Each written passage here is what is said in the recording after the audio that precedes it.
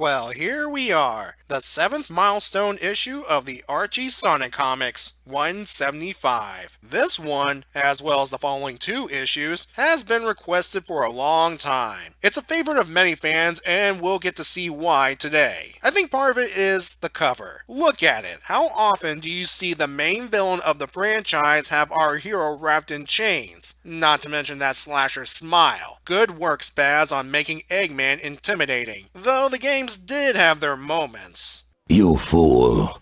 Away, before I make mincemeat out of you. There was build-up to this issue. Eggman re-recruited Snively is the first hint of this issue. Also, he has the Egg Fleet. I repeat, the Egg Fleet from Sonic Heroes. And so far, he's used it to capture other villains and get rid of unwanted characters. Not on our heroes. Okay, he's waiting for his right time to strike, and I think that right time is after he completed his special project, which was hinted at in 2007's Free Comic Book Day, and issues 173 and 174. And I do hope everyone, except for SBO, had fun at Bunny and Antoine's wedding because it's go time.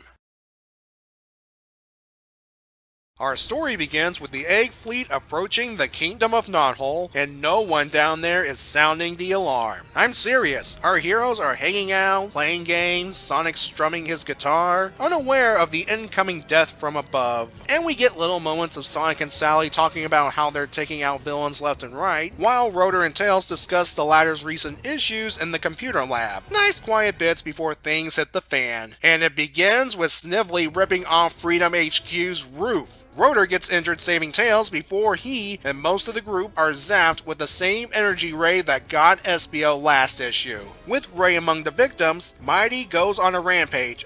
He rips off one of the mech's arms and proceeds to beat Snively with it, but Snively only needs one to blast Mighty. That only leaves Sonic, Tails, Knuckles, and Amy. I wonder if it means anything. Snively escapes while revealing he's just a distraction. Sonic soon learns the true scope of the attack as he witnesses the Egg Fleet burning Knothole to the ground. Eggman himself emerges from the remains of Castle Acorn to confront Sonic with his own mech. He reveals to Sonic that everyone wasn't disintegrated, but sent to the egg grapes to have their lives drained. Yeah, I think that's worse. Sonic doesn't get this fate because Eggman wants to fight him personally. It's expected at this point. However, it's not enough that Eggman attacks Sonic with, say, missiles. He has to point out the Hedgehog's failures, including his love life. Low blow, dude. So low that Sonic doesn't have a witty comeback. At this point, the fight is obviously one-sided. Eggman even brings out the checkered ball, all while saying to Sonic, "You and your friends suck and the world knows it." The only reason Sonic's lasting this long against a mech specifically designed to counter him is due to the enhanced Segaplan armor gained by gathering over 1 billion rings.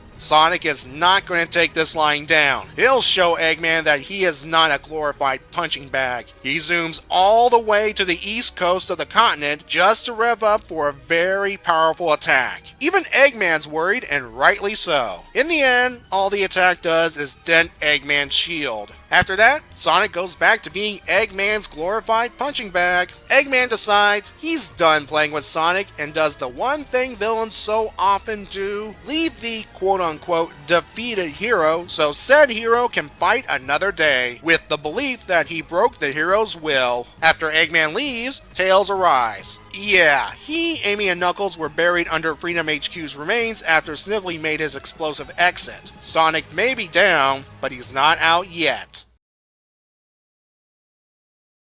All I can say is, it's about time, Eggman. You say you have a world empire and have all of these resources and have not squashed the Kingdom of Knothole until now? If I recall correctly, the only major offensive you did was using atomics, which was only stopped thanks to Sonic's timely return from space. Since then, what did you do? Have Shadow work for you briefly? Send someone to take out Mina because you hate singing? Yeah. This issue shows what happens when Eggman finally puts on the brass knuckles. Okay, he said he was studying Sonic, probably putting that data into his anti-Sonic mech. And he probably came up with the plan after the AI Atom was wiped out, and there was no longer a way Sonic can gather 7 Chaos Emeralds to go super relatively easy. Trust me when I say Sonic wished he had 7 emeralds because Eggman shows no mercy. You know, in some sick way, it's nice showing Sonic defeated. It makes the main villain a true threat. But of course, it's a temporary thing and Sonic will bounce back hard. But I'm getting ahead of myself. What won't be coming back is Knothole. Yes, the place that has existed since issue 0 of the original Sonic miniseries is gone for good. That's a bold move, Ian. I'll talk more about it when we get to issue 177, but for now I'll say, sometimes shaking up the status quo is good every so often. Tracy Yardley really goes the extra distance with the art, and the colors truly set the tone. A fiery gloom. I should take the time to apologize to Jensen. I made the mistake of calling his coloring lazy in issue 173, when it's actually Josh and or Amy Ray who's responsible. This is what happens when you credit someone who didn't actually work on a story. I bet you the person who made that error also thought the events of 165 happened in 167.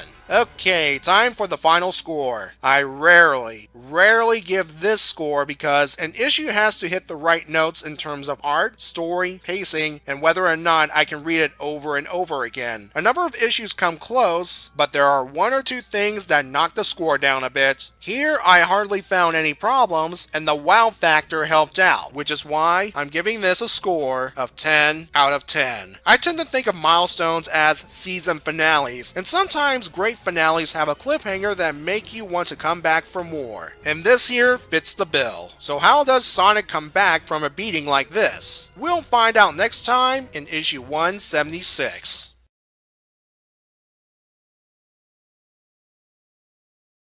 Oh, I see the reason no one spied Eggman coming was Eggman compromised Nicole's systems. Never underestimate the power of Spambot.